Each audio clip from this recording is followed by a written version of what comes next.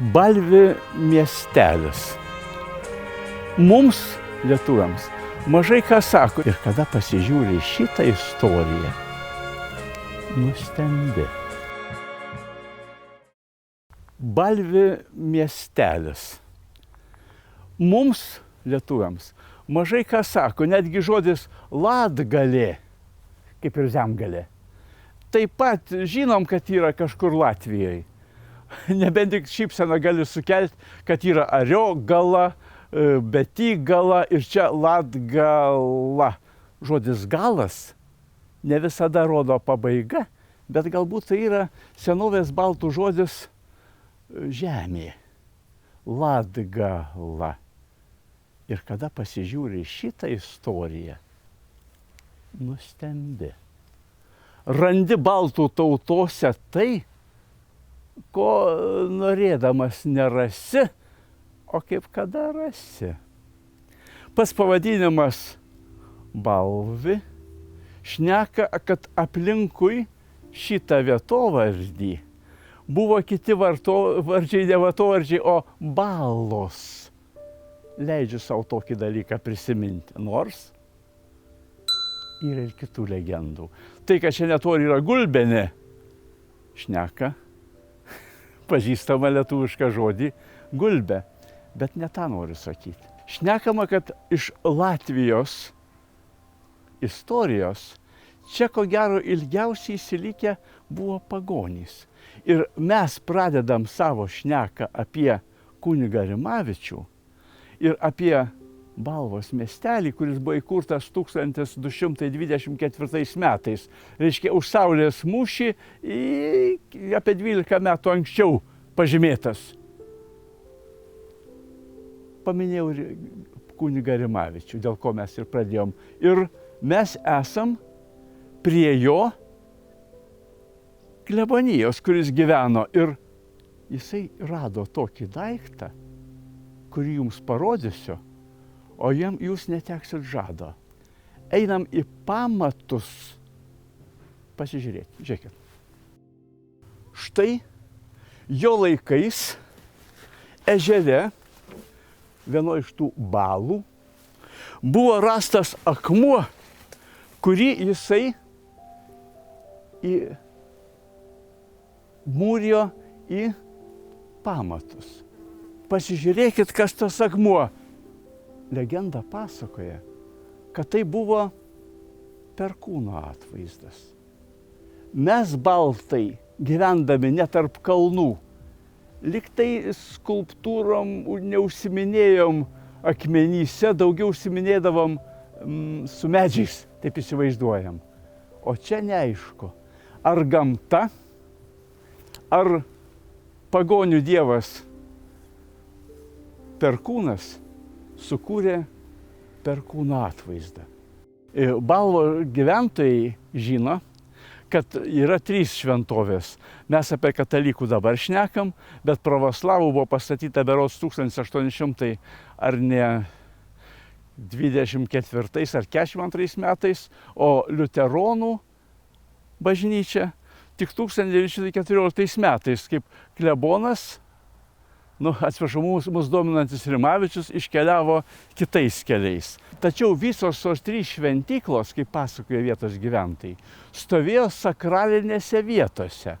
Ir tai, kad ant šito kalnelio išaugo šita bažnyčia, apie kurią dabar šnekėsim, neatsitiktinai. Kaip kad neatsitiktinai liko šitie milžiniški ąžuolai, kuriuos tik matėm. Ir dabar šnekėsiu apie šitos bažnytėlės istoriją. Livonija turėjo savo daug skausmingų laikų. Prisimenat, kaip rusai Livonijos karu norėjo ją užimti? Nepavyko. Liko vienas kitas graviūros piešinukas, kaip maskoliai žiauriai eldavosi su žmonėmis. Matot, moterys sukabintos ant medžių, vaikučiai perrėžtais pilvais guli, o jie tas moteris naudoja taikiniams. Tačiau apie 1562 metus ir iki 1772 metų šitą teritoriją, kur mes randamės, Taip, taip. Čia pat Estijos teritorija, čia pat Rusijos, Pytalovo, aš turiu galvoj Pskovo teritoriją. Buvo mūsų Lietuvos didžiosios kunigaikštystės teritorija, tiksliau sakant, Žečpospolitos teritorija. Ir štai šitą teritoriją primetė ir savo žaidimo taisyklės. Štai kodėl čia šnekam 300 kilometrų nuo Lietuvos apie katalikų bažnytėlės istoriją ir apie menininką, vienintelį kunigą, kurio kūryba nesukelia šypsenos, nesukelia diskusijų. Trečioji bažnytėlė, kurioje kunigas pradėjo kurti savo ir kūrybinį, ir būtent tą savo garsą kaip statytojas buvo Balvų bažnytėlė, apie kurios istoriją mes ir pasakojam. Ir kas įdomu, kad jisai rado ją suvargusią, apleistą, tarp kitko vienišą didžiuliam plote, dykvietei, kur surado sprendinį.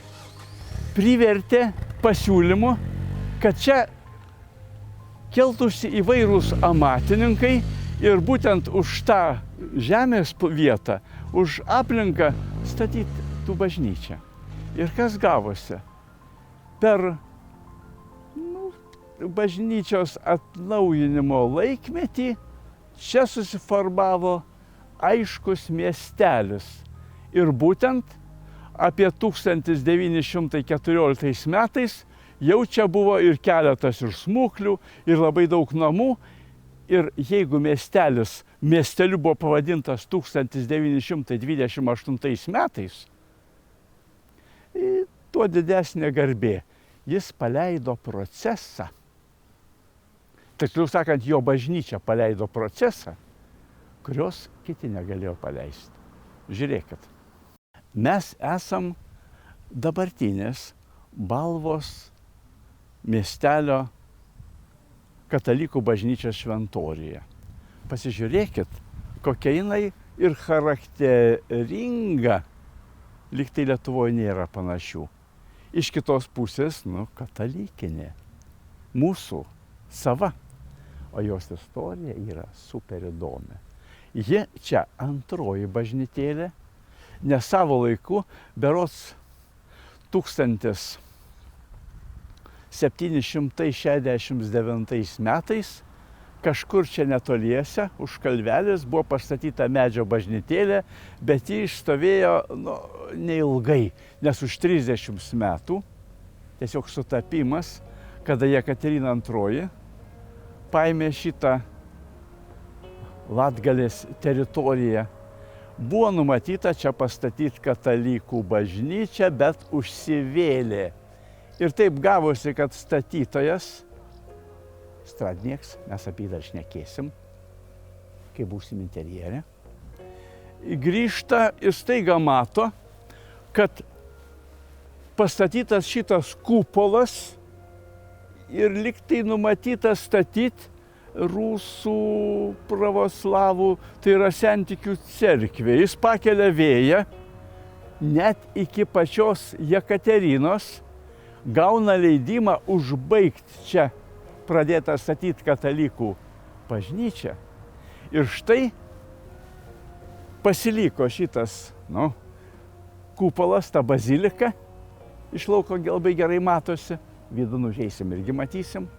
Ir buvo padaryti tie du bokštai. O bokštai iškart davė įspūdį, jog tai yra katalikų bažnyčia. Kaip matot, architektūra šneka už 1790-uosius, už 1801 metus. Reiškia, dar 12 metų iki Napoleonmečio. Bet skirtingai nuo mūsų lietuviškos architektūros, ji yra labai, kaip sakyt, galima priskirti barokui, bet tik tai mokslininkai, kurie kovoja dėl savo mokslinio vardo. Gerai įsižiūrėkit, pamatysit, kad tai yra ne tiek barokas, kiek su liniuote projektuota taip, kaip buvo daroma 20 amžiaus pradžioje, kada buvo tautinis konstruktyvizmas, nenoriu sakyti tautinis. Tačiau, kaip nekaip, ji irgi turi savo grožio supratimą ir kada pasižiūri į bokštus tuos, taip pat galiu rasti sentimentus, bet tuos sentimentus kažko tai svetimus, nelietuviškus, bet mielus. Žiūrėkit. Noriu pasakyti, kad matot tą pačią bažnyčios projektavimo išmintį, kurį panaudojo Šimanovskis, kad pats bokštas yra 3 registrų, nes mes apatinės dalies neskaitom, kuris po truputį siaurėja į viršų, sudarydamas optinę iliuziją kilimo į viršų. Tačiau, kai bežiūrėsi, prašau žiūrėti į šitą architektūrą rimtai, o dabar į katinėlį nerimtai. Jūs šyptelėjot? Nėra ko. Mes keliaudami po įvairias bažnyčias labai įdomų dalyką suradom. Kad dažnai, kada bažnytėlė yra tuščia ir jos šventorius tuščias, dažnai čia lankosi katinėliai. Nenoriu už juos šnekėti, kad jie čia pelių randa, bet mes dažnai nežinom, o tik tai intuicija šneka, kad jie turi tokį supratimą, apie kurią mums žmonėms neduota suprasti, bet jie žmonių taip pat nesupranta.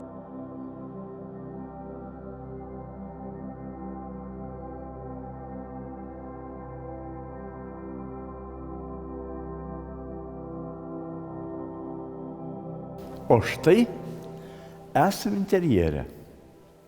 Interjeras vienanavis ir pačiam centre kupolas dengtas lentomis. Apie jas taip pat daug kas šnekama, bet tas kupolas, kaip minėjau, turėjo iš šitos interjero padaryti pravoslavų, tai yra sentikių cerkvę. Bet taip susivėlė, kad šitas interjeras primena Girkalnio bažnyčią. Tarp kitko, Girkalnio bažnyčioj, taip Lietuvoj, taip pat yra šitas sprendinys, bet jis buvo sukurtas šiuolaikinio architekto 1999 metais. O čia, kaip matot, istorija savo pastatė, bet jaučiamės gana neblogoj aplinkoj. Bet pradėkim toliau pasakot apie Rimavičių. Žiūrėkit.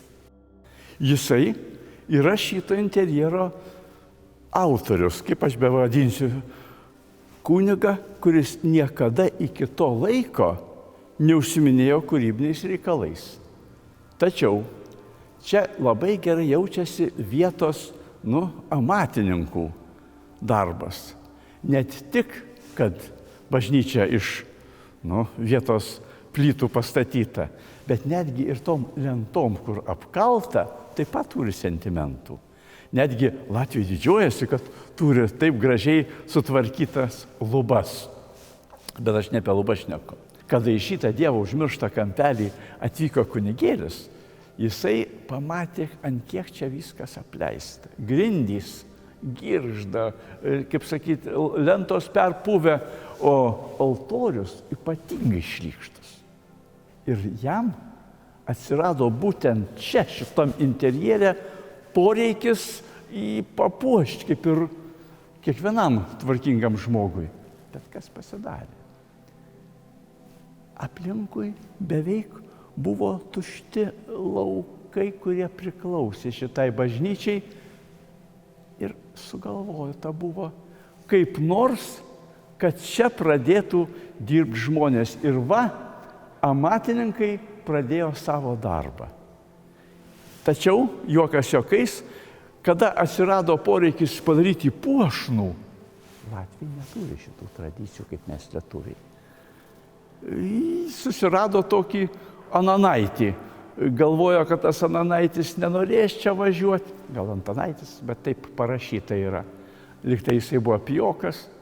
Bet po kiek laiko tas Ananaitis pradėjo gaminti skulptūras toliau nusigėrė ir nebebuvo kito sprendimo, kaip kad pats kunigas juos pradėjo. Ir štai dabar mes žiūrėdami į altorių. Matot, ant kiek jisai ir katalikiškas, ir primena mano lietuvišką bažnyčios interjerą. Tarp kitko, kai kurie iš tų kūrinėlių, statulų, yra jo pirmieji darbai, daryti iš medžio. Ir netgi kuo įdomus, kad išskuopti iš vidaus, kad nebūtų suskeldėjimų. Ir matot, iki to laiko puikiai išsilaikė. Gal tik tai noriu pasakyti, kad dvi tos didžiosios skulptūros, kurios yra iš šono, buvo vėliau atvežtos. Iš vieno Latvijos miestelio, kurio buvo irgi jo daryta, ir čia išeksponuotos 1966 metais. Ten žmonės turintys gerą skonį nutarė jų atsisakyti. Pasižiūrėkit, kaip gražiai atrodo. Marijos atvaizdas. Tai yra kopija iš Dievo motinos Čenstachavos interjero. Tačiau vėl noriu parodyti į dekorą. Tikliau sakant, į vynuogių motyvą. Vynuogių motyvas turi savo ir religinę prasme, bet mums svarbu tai, kad tai buvo pirmieji šito kunigo dailininko kūrinėliai atlikti jo rankomis ir jo šlifuoti. Vėliau kai kurios skulptūrėlės, atrodo, ne pamuko, toliau angelų, jau buvo jo pirmieji darbai. O jau vėliau, kaip pajuto, savo talentą, tai pavadinčiau, jau atsirado ir didesni skulptūriniai atvaizdai. Dar porą parodysiu smulkmenėlių, kad nebūtų nuobodu. Žiūrėkit. Kunigui Rimavičiui autorystė priskiriama ir šoninių altoriukų. Čia, kaip matot, labai neblogai jaučiasi tik ką užgimęs klasicizmas ano laikmečio ir kitoj pusėj, kaip veidrodukas, irgi Jėzaus širdies altorius. Kaip ne kaip, jie įsipešė interjerą ir atrodo, tas simetrinis sprendinys yra įprastas mums. Bet, būkim atviri, jo mes nepastebim tol, kol nepradam melstis. O kaip meldžiamės, vėl nebepastebim, nes jau įeinam į kontaktą su dievybė. Tie, kurie meldžiasi, tą dalyką žino. Taip. Ir šitie nešiojami altoriukai taip pat yra Antano Rimavičiaus pirmieji kūrinukai. Jie taip pat du stovi, bet kaip ne kaip, jiems jau daugiau kaip 100 metų. Ir taip pat pagarboje ne tik tai žvakutėmis, ne tik gėlytėmis, bet kiek jau kartų čia besimeldusių žmonių jas matė, čiupinėjo ir širdim suprato. Ir kitas taip pat. Einam. Taip, štai ir antrasis, kitoj pusėje plokštuma. Ir kadangi žinau, jog šitas goreljefas pieštas yra tuščiaviduris, matot, ir koloristika, ir pati kompozicija leido nesuskilinėti medžiai. Tai jau, kaip čia pasakius, galima pasakyti komplimentą tam meistrui Ananaičiui, kuris palengva nuėjo į nebūtį, apie jį aš nenoriu pasakoti, trupučiuką padėjo jo žmona, apie ją taip pat. Nieko baisaus nėra, bet vis tiek kažkuria prasme padėjo ir tokiu būdu. Matot, mes jau turim interjerą pilnavertį. Ne pilnavertį. Žiūrėkit, dar ką parodysiu. Neužmirškit, kad vaikštom Latvijos žeme, kur katalikybė liktai nėra tokia populiari, kaip kad mes įpratom lietuviai matyti savo krašte. Pasižiūrėkit į Kristaus kančių seriją. Ji Tai yra vėl olendrukai. Palaukit, parodžiau ne veltui. Kaip gražu, kad Šiaulių naujojoje bažnyčioje Kristaus kančių seriją mes galim pamatyti originale. Taip, tai yra jo kūriniai, kurie buvo numatyti vienoje iš bažnyčių. Dabar negaliu sakyti kurių, nes nežinau. Menotyrininkai galbūt ir žino. Bet juos pasižiūrėjus, jau matai šito, kunigo nebe tautodailininko braižą, bet jau matai ir profesionalo braižą. Kaip per ilgą laiką žmogus dirbdamas ne rankomis, o širdimi, leidžiu savo tokį žodį, anksčiau vėliau priartėja prie tų problemų, kurias ne visi ir mūsų profesionalai žino. Ir prie mastelio supratimo, ir prie anatomijos plonybių, prie kitų gerų dalykų. Matot, Šiauliai, Šakyna, Balvai. O ką aš padarysiu? Tai yra mūsų lietuvėlės istorija, meno istorija, katalikybės istorija. Ne mūsų tik tai, bet ir Latvių, mūsų broliukų. Ne visi tą dalyką matė, nors širdutės mūsų šneka tą patį. O štai įėjus, tiksliau sakant, tam ties įėjimo, yra lenta latvių kalba, trupučiuką parodanti, kaip atsirado šita bažnytėlė. O čia neversiu, bet papasakosiu, kad šitas Dievo šventovė buvo pirmoji, kuri buvo pastatyta kunigo Martyno Šimanovskio. Ir buvo pradėtas statyti panašiai ir apie 18 šimtmečio pabaigą ir ji statėsi nuo 1780 iki 1809 metų.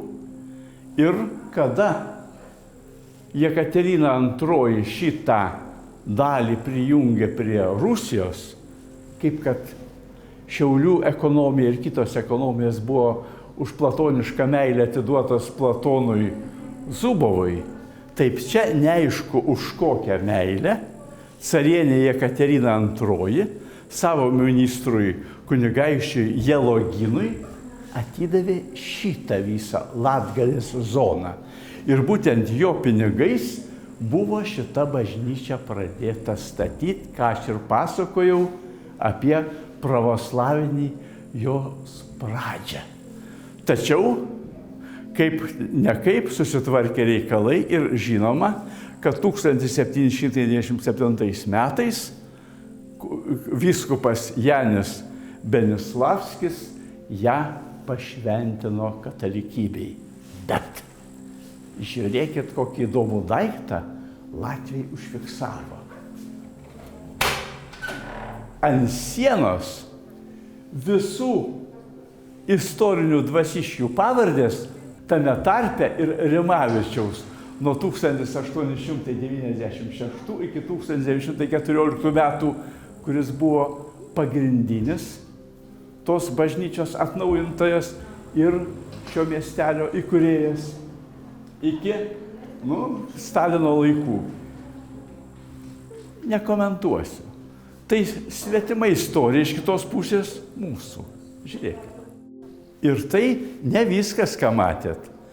Pasižiūrėkite į šitą architektūrinį kažkokį tai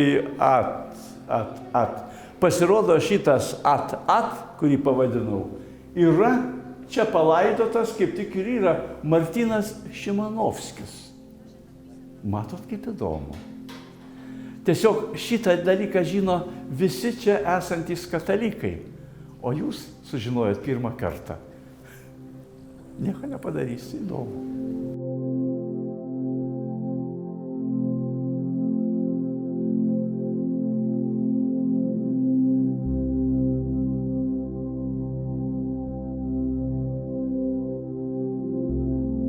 Paprastai šventoriuose yra palaidojami kunigai, nu, tokia šventoriaus tradicija. Bet čia aš noriu parodyti ir pavardę. Pasižiūrėkit, 2018 metais čia palaidotas labai vietos gyventojų mylėtas kunigas Jonas Bartulis. Jis tarp kitko lietuviškai gražiai šnekėjo ir žmonės, netgi šiauliečiai ar iš Šakynos atvažiavę, labai gražiai jį prisimena. Jis buvo taip pat vienas iš tų, patriotų vietos, kuris yra per Rimavičių, daug yra surinkęs medžiagos. Taip pat jo dėka tas pastatukas atsinaujino. Ir atsinaujino, kaip matot, tikrai labai gražiai. Nenoriu sakyti šventiškai, kasdieniškai. Būtent ta tikyba dabar vibruoja. Kokia yra jinai iš tikrųjų? Švari, tvarkinga, ne tik architektūra. Kas ir Antona Rimoviča, mantojuma kopēji, veicinātāji un popularizētāji. Vārds ciemiņam no Lietuvas un mūs uzrunās Šauļu pilsētas bijušais galvenais mākslinieks Vilijus Puronas.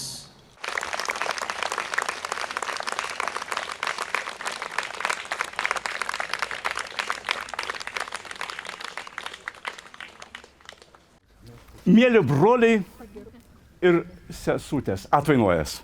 Dargie brali un masas.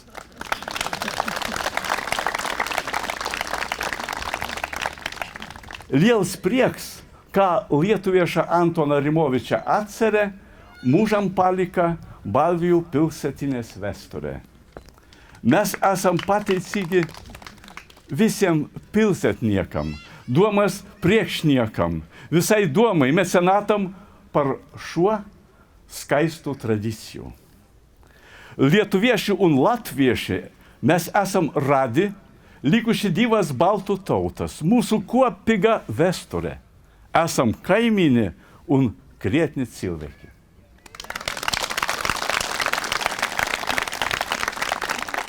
Mano ruokas Lietuvas net karybas 30 gadas dienas medalis.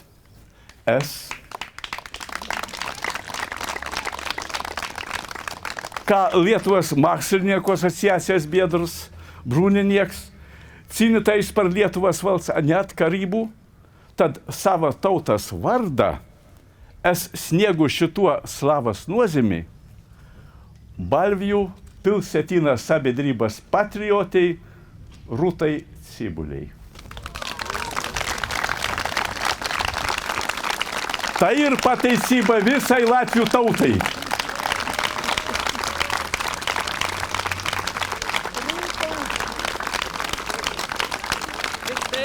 Kur Rūta? Rūta. Taip. Užkabinsim. Ainu? Da.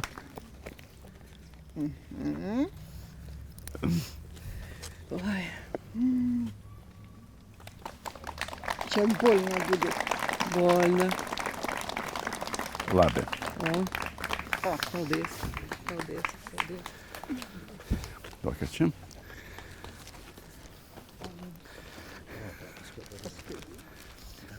Kuo nuovelėt? Atceros dziesmas vardus.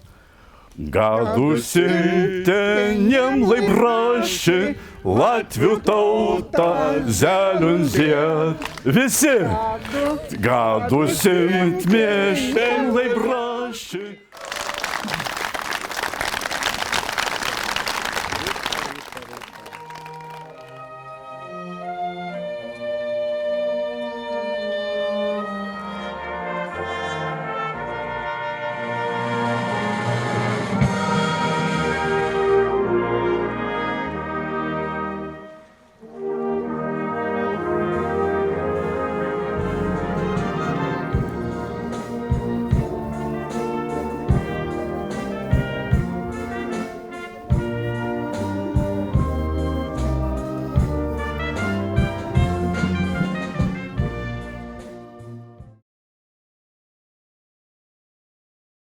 Esam Balvos miestelio sakralinės kultūros centre. Kažką panašaus į kultūros namus, kur matai, kad žmonėms reikalingas visuomeninis ne tik pastatas, bet ir procesas. Knygos, kaip ne kaip, tai yra žinios, kurių neskaitimas baudžia. Mes šitą dalyką turėdami mobiliakus užmiršom. Tačiau aš noriu parodyti dar vieną įdomų dalyką, ko niekas nerodė. Tai grafologija. Pradžiai perskaitysiu tekstuką, kurį parašė kunigas Antanas Rimavičius savo užrašuose. Matote ekrane?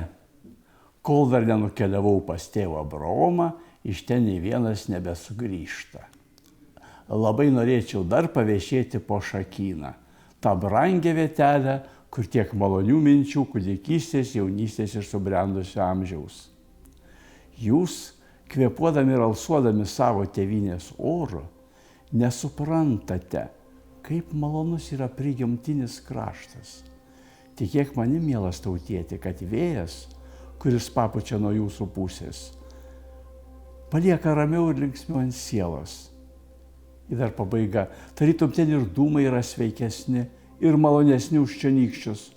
Norom nenorom iš gelmės sielos skvelbėsi, visiems žinoma dainuškėlė, sakal sakalėlė, kur tu lakiojai. Ir štai šituose žodžiuose gali matyti jo poetišką sielą. Bet pasižiūrėkit į jo raštą dar sykį, nustebsit. Aš pasinaudosiu grafologijos žiniomis, kurios jau senai išnyko iš šitos planetos, kad pagal raštą galima spręsti apie žmogaus charakterį. Taip, kaip jis rašo M raidę, kaip didžiasias raidės rašo, kaip užbaiginėja sakinius. Ir galiu pasakyti, štai jo rašte va. Matot, žodis Šakyna, SZ, o čia pat Š raidė jau ir naudojama ir Š, tas pats su Ž raidė.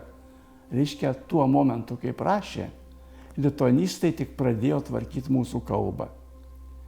Pasižiūrėjau dar į jo charakterį.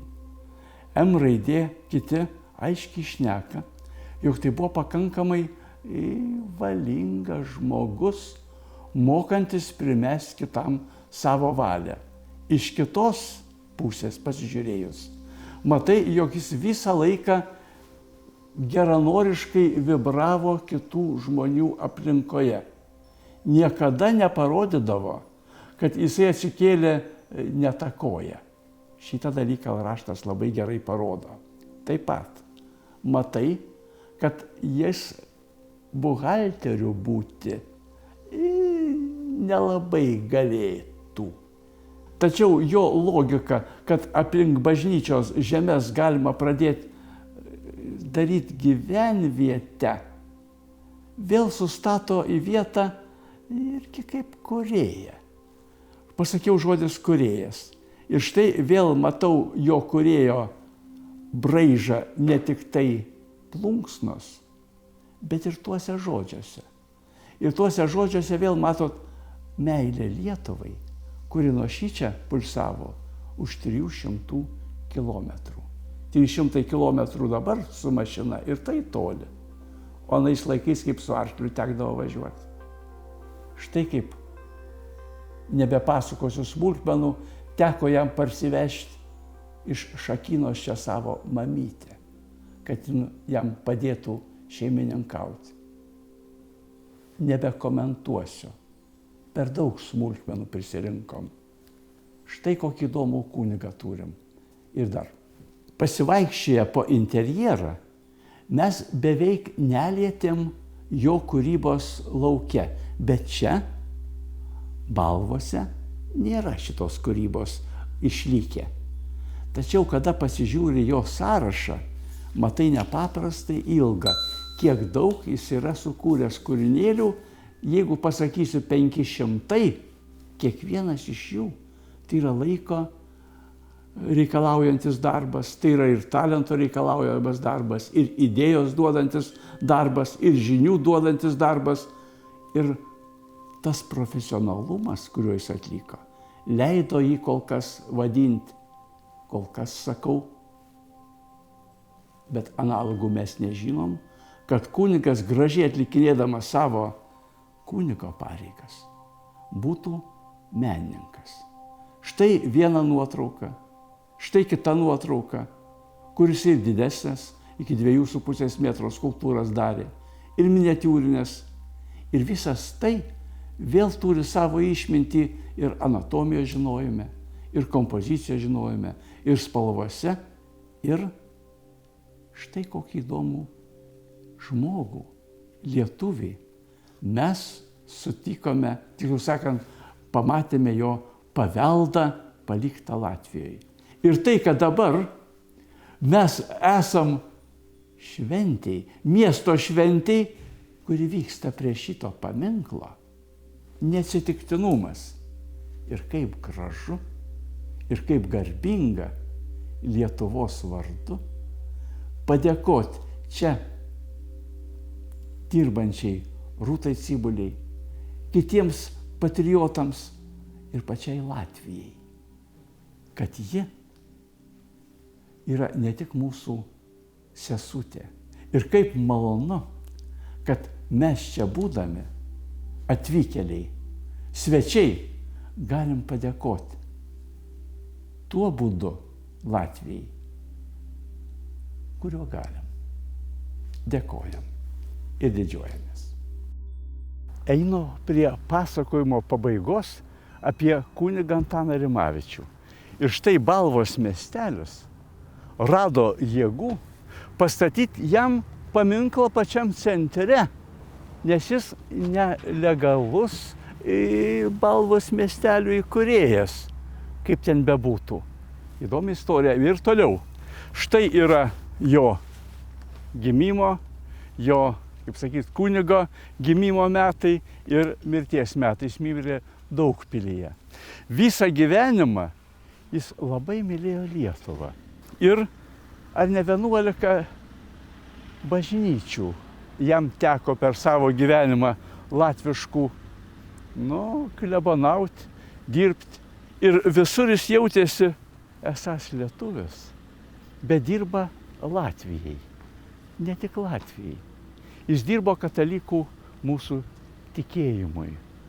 Ir kaip nekaip, iki šio laiko liko sąšauka.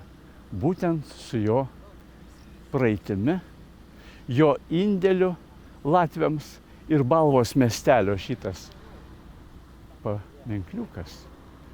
Jis tyli. Iš kitos pusės labai daug ką sako.